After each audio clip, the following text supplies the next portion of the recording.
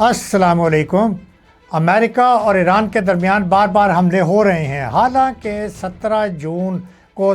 Memorandum of understanding जो Switzerland में sign हुआ उसके मुताबिक तो अब ये हमले नहीं होने चाहिए थे, लेकिन मुझे लगता है कि वो जो बड़ा सफ़र है 60 दिनों का, वहाँ तक तो बहुत ज़्यादा उस वक्त तक नशीब फराज होंगे। अभी तक तो एक दूसरे के ऊपर 10-11 दिन गुजरे हैं और 4 मरतबा से ज़्यादा एक दूसरे के ऊपर ये दोनों पार्टियां अटैक कर चुकी हैं। अमेरिका ईरान पे अटैक करता है, ईरान उसी तरह टिट फॉर टैट करता है, ईरान उस पर बदला लेता है, अमेरिका फिर अटैक करता है, फिर दोनों में बातचीत रुख होती है और फिर अटैक हो जाता है। ये आँख मचोली जारी है तब से। और जब तक मैं बात कर रहा हूँ इस वक्त तो for the time being right now अभी कुछ सुकून है, लेकिन जब तक ये मेरी वीडियो अपलोड होगी मुझे नहीं पता उस वक्त तक मज़ीद क्या सूरत हाल होगी। लेकिन मुझे यही लगता है कि ये हमले वक्तन फ़वक्तन होते रहेंगे, क्योंकि अमेरिका एक बहुत बड़ा एजेंडा और इजराइल भी एक बहुत बड़ा एजेंडा जो अचीव करना चाहते थे ईरान के ख़िलाफ़, वो जिस पे हमने बात नहीं की है पहले, और ज़्यादा वो बात भी जो है वो ज़रा पश्च पर्दा में चली गई है। वो ये है कि ये दोनों ममालिक ईरान के बैलिस्टिक मिज़ाइल से बहुत ज़्यादा खौफज़दा थे और ये समझते थे कि ये जो ईरानी मिज़ाइल हैं, बैलिस्टिक मिज़ाइल, इनकी 2000 किलोमीटर की रेंज है और इसका मतलब ये है कि पूरा इजराइल उनके टारगेट और उनके रेंज के अंदर आ सकता है। और ये बात किसी भी सूरत में अमेरिका और इजराइल को कबूल नहीं थी। और इसलिए मुझे ये लगता है कि एक तो बड़ी वजह दोबारा जो हमले करना, उसके पीछे ये इंटेलिजेंस एजेंसियां हैं, मोसाद है और अमेरिका की एजेंसियां हैं, जो कि अभी भी इस चीज़ का पता लगा रही हैं कि ईरान के बैलिस्टिक मिज़ाइल कहाँ पे मौजूद हैं। उन्हें जैसे ही कोई ख़बर आती है वो उन बैलिस्टिक मिज़ाइल के डेपो पे अटैक करते हैं, वो उन फैक्ट्रियों पे अटैक करते हैं, वो उनका जो भी इंफ्रास्ट्रक्चर होता है वो उन पर अटैक करते हैं और इस तरह से वो एक तरह से अपने एक एजेंडे को एक दफ़ा फिर वो उनको अचीव करना चाहते हैं। और अभी देखिए जो एक अटैक जो हुआ है वो इस्फहान के पास खुर्रमशेर 4, ये वहाँ की फैक्ट्री है जिस पे वो अटैक किया है, तो खुर्रमशेर 4 को उन्होंने डिस्ट्रॉय करने के लिए। अभी मैं एक रीसेंट टॉक भी देख रहा था और उसमें एक इंटरनेशनल एनालिस्ट ने भी बिल्कुल यही बात कही है कि जो ईरान के बैलिस्टिक मिज़ाइल जो बच गए हैं वो अमेरिका और इजराइल से वो बर्दाश्त नहीं होंगे और वो यकीनन उनको डिस्ट्रॉय करने के लिए या उनको टारगेट करने के लिए हमले कर सकते हैं।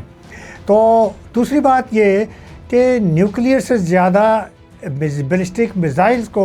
ये दोनों ममालिक ख़तरनाक समझते हैं और वो कहते हैं कि अगर ये तबाह ना हो सके तो जिस तरह मैंने पहले कहा कि ये अटैक हो सकते हैं इजराइल की सरज़मीन के ऊपर। अब दूसरी बात ये है कि ये अमेरिका अब चाहता क्या है बेसिकली, ये बार बार लड़ाई करके, ये बार बार ईरान के ऊपर अटैक करके, वो उसका पर्पज़ क्या है? उसका पर्पज़ यही है कि एक तो बैलिस्टिक मिज़ाइल हैं, नंबर 2 वो मुसलमान मुल्कों को आपस में लड़ाना चाहते हैं, क्योंकि जब भी अटैक होता है अमेरिका की तरफ से ईरान पे, ईरान देखिए कि गल्फ़ कंट्रीज़ के जो बहरीन है, कतर है, यूएई है और कुवैत है, इनको टारगेट करता है और इनके ऊपर अमेरिका के बेसिस को वो अटैक करता है। तो और फिर इसके अलावा ये दोनों ममालिक जब दोनों साइड्स आपस में लड़ेंगी तो अमेरिका का भी एजेंडा अचीव होगा, इजराइल का भी एजेंडा अचीव होगा कि ये दोनों के मुसलमान दोनों पार्टियां आपस में लड़ेंगे और आपस में लड़ के ख़ुद ही ये ख़त्म हो जाएंगे और इस तरह से ये ख़िता डिस्टेबलाइज हो जाएगा और अल्टीमेटली उसमें से फ़ायदा किसको होगा? वो ग्रेटर इजराइल का ख्वाब पूरा होगा और वो इस पर कंट्रोल हासिल कर सकता है। ट्रंप का भी अभी देखिए बिल्कुल रिसेंट बयान है जो कि गैर ट्रंप के इरादे को इंडिकेट करता है कि ट्रंप चाहता आखिर क्या है। ट्रंप ने फिर धमकी दी है ईरान को कि अगर जंग दोबारा शुरू हुई, इस जंग से मुराद ये कि फुल फ्लैज जंग दोबारा शुरू हुई तो ईरान का वजूद नहीं रहेगा, ईरान एलिमिनेट कर दिया जाएगा दुनिया से। तो ये अगर इस तरह की धमकी है तो फिर बातचीत कैसे चलेगी, फिर ट्रस्ट कैसे इस्टेब्लिश होगा? और फिर देखिए इस्लामिक रेवोल्यूशनरी गार्ड काउंसिल ने भी उनको इसी तरह का जवाब दिया है कि हम अमेरिका को मज़ा चखा देंगे अगर अमेरिका ने दोबारा जंग शुरू की تو اس لیے حالات بڑے کشیدہ ہیں، اور میں آپ کو یہ بتا رہا تھا کہ امریکہ دوبارہ یہ کیوں حملے کر رہا ہے۔ تو امریکہ کے یہ 3 وجوہات کے علاوہ چوتھی وجہ یہ ہے کہ امریکہ اسٹیٹ آف ہرمز کو اپنی امریکی بحریہ کے انڈر لانا چاہتا ہے، اس کے کنٹرول میں چاہتا ہے۔ پانچویں بات یہ کہ امریکہ غیر اعلانیہ طور کے اوپر اسرائیل کے تحفظ کے لیے کھڑا ہے۔ اس کو جو امریکہ ایڈ دے رہا ہے، اس کو جو ملٹری اکوپمنٹ پرووائڈ کر رہا ہے، وہ بالکل اس بات کی یقین دہانی کراتا ہے کہ امریکہ نے اسرائیل کو انہوں نے اکیلا نہیں چھوڑا ہے۔ اس کے بعد چھٹی بات جو امریکہ کا آبجیکٹیو ہے وہ یہ ہے کہ یہ جو گلف کنٹریز ہیں جہاں پہ امریکہ کے بیسز ہیں اور جن کو سو کالڈ امریکہ نے سیکیورٹی چھتری پرووائڈ کی ہوئی ہے، ان پہ ایران کے حملے روکنا۔ اس کے بعد 7واں حملہ ایران کا وہی نیوکلیئر پروگرام ہے جس کے بارے میں بہت باتیں ہو چکی ہیں۔ تو اس لیے امریکہ کا 8واں آبجیکٹیو یہ ہے کہ رشیا اور چائنا کو کمزور کرنا۔ دیکھیے رشیا، چائنا اور ایران، ان کی ایک انڈرسٹینڈنگ ڈیولپ ہو گئی ہے مڈل ایسٹ کے اندر، اور یہ ایک دوسرے کے ساتھ تعاون کر رہے ہیں، تو جو کہ امریکہ کو قبول نہیں ہے، اور وہ نہیں چاہتا ہے کہ یہ ایک جو ٹرائنگل ہے وہ بنے اور اسرائیل اور امریکہ کو وہاں پہ اسپیس ملے، رشیا اور چائنا کو۔ 9ویں بات یہ ہے کہ امریکہ نہیں چاہتا اور اسرائیل خاص طور پہ نہیں چاہتا کہ ایران کی برآمدات جو تیل کی ہیں وہ جاری رہیں، وہ چاہتا ہے کہ یہ بند ہو جائیں، کیونکہ اسرائیل نہیں چاہتا کہ ایران کی اکانومی کو ریلیف ملے اور ان کو کسی قسم کا بھی کوئی اکنامک بینیفٹ ہو۔ اور 10ویں بات یہ کہ اسرائیل یہ بھی چاہتا ہے کہ جو ایران کی پراکسیز ہیں جس میں ہوتی ہیں، حماس ہے، حزب اللہ ہے، ان کے راستے بند ہو جائیں تاکہ ایران ان کو سپورٹ نہ کر سکے۔ تو یہ ساری باتوں کے پیچھے امریکہ نے ایک ورڈ یوز کیا ہے کہ ہم یہ سب کچھ اپنا سیلف ڈیفنس کے انڈر کر رہے ہیں۔ اب آپ یہ خود اندازہ لگا لیجئے کہ یہ سیلف ڈیفنس ہے، جا کے ایک جارحانہ انداز ہے جو امریکہ نے ایران کے اوپر اپلایا ہوا ہے۔ اب اس کے مقابلے میں ایران ڈیفینیٹلی صرف ڈیفینسو ہے، ایران اگریسو نہیں ہے، نہ ایران کا اگریسو پوسچر ہے۔ ایران اس کے مقابلے میں بالکل اس نے کہا ہے کہ آپ جو اسٹیٹ آف ہرمز پہ جو پری وار سے پہلے کی صورتحال تھی وہ ایران کے ڈیزگنیٹڈ رستے کے اوپر ہی یہ شپ جو ہیں وہ چلیں گے اور ان آتھورائزڈ روٹ کو ایکسیپٹ نہیں کیا جائے گا۔ تو ایک تو یہ بات، دوسری بات یہ ہے کہ ایران نے پھر یہ بھی کہا ہے کہ اگر ہم پہ حملے ہوتے رہے تو ہم ظاہر ہے کہ جو امریکہ کے الائز ہیں گلف کنٹری جو ہیں، یہ کویت، بحرین، قطر،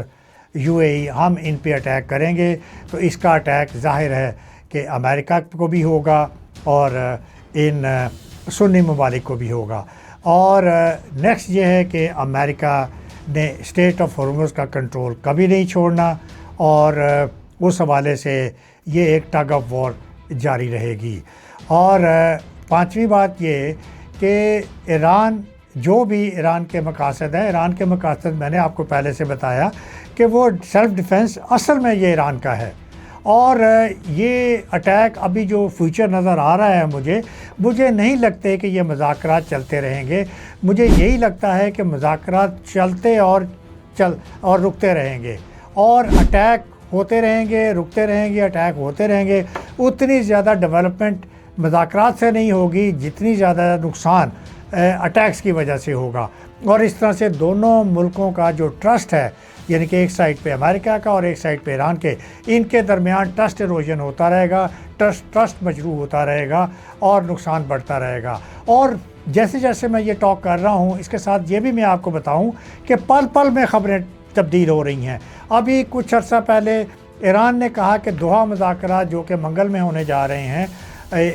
ٹیکنیکل کمیٹیز کے ساتھ، وہ ہم اس پہ شریک نہیں کر رہے ہیں، اور ابھی ایک موسٹ ریسنٹلی بیان یہ بھی آ گیا ہے کہ ایران دوحہ مذاکرات میں شریک ہوگا۔ اس لیے اب ہمیں نہیں پتہ کہ منگل کو تک وہ کیا صورتحال ہے، یہ مذاکرات ہوتے ہیں نہیں ہوتے ہیں، یا ایران ان میں شریک ہوتا ہے کہ نہیں ہوتے ہیں۔ اب یہ دونوں پارٹیز مائلز اپارٹ ہیں، بہت زیادہ ڈفرینسز ہیں، اور اس لیے کنکلوژن کی طرف چلتے ہیں کہ میرا خیال ہے امریکہ کو پہلے، ڈونلڈ ٹرمپ کو پہلے سنجیدگی دکھانی ہوگی، ایرانی نقصانات کا جائزہ لینا ہوگا، اور جو سویلین انفراسٹرکچر کو اور جو سویلینز کو ٹارگٹ کیا گیا ہے اس پہ بھی امریکہ کو اپنے ریویو کرنا ہوگا اپنی اسٹریٹجی کو. پھر امریکہ اور اسرائیل نے جو یہ 40 جو ایرانین لیڈرز کو جو شہید کیا ہے اس کو ریویو کرنا ہوگا کہ وہ یہ کیا کر رہا ہے. آخر کار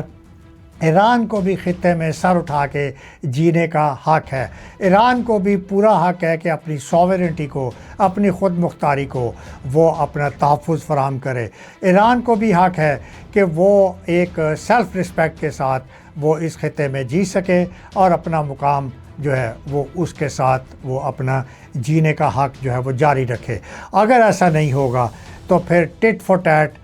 چلتا رہے گا اور دونوں سائڈز پہ اٹیک چلتے رہیں گے، اور جس کا خمیازہ نہ صرف امریکہ، اسرائیل اور ایران کو بھی نقصان ہوگا بلکہ گلوبل اکانومی کے لیے بھی یہ خطرہ چلتا رہے گا. اجازت دیجیے. اللہ حافظ.